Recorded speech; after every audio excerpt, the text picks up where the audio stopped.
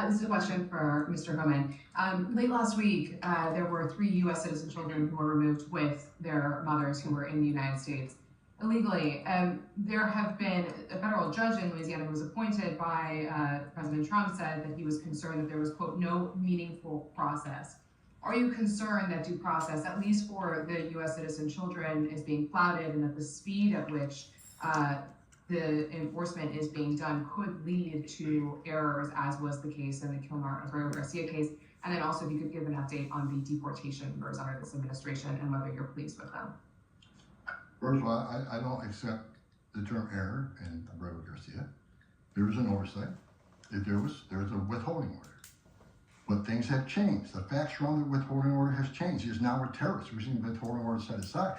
And the gang he was fearing from being removed to El Salvador no longer exists. So the facts around that case are totally different. I'll let the lawyers mitigate that. But as far as the 3 USC kids, I'd said from day one, that if you enter this country legally, it's a crime. If you remain in this country illegally and you ignore a judge's order about deporting, if you choose to have a U.S. citizen child, knowing you're in this country legally, you put yourself in that position. You put your family in that position.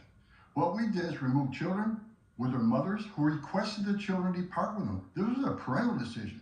Parenting 101. The mothers made that choice. And I tell you what, if we didn't do it, the story today would be Trump administration separating families again. No, we're keeping families together. So when a parent says, I want my 2-year-old baby to go with me, we made that happen. They weren't deported. We don't deport U.S. citizens. The parents made that decision, not the United States government. But I don't hear any questions about Laken Riley had a mother. She's never going to see her child again. Rachel Morin, she had 5 children. Those children are never going to see their mom again. This administration is doing the right thing. Every public safety threat we arrest from this country and rule them, this country is much safer. So parents will make the decision what happens to their child. Having a U.S. citizen child does not make you immune from our laws. If that's the message we send the entire world, enter the country legally. It's a crime. Don't worry about it. Get order removed by an immigration judge.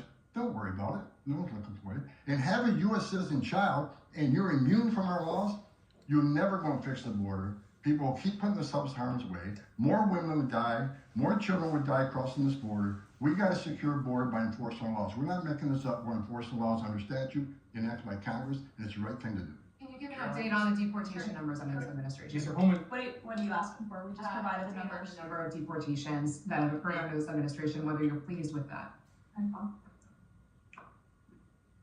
Last number I got was 139,000 deportations.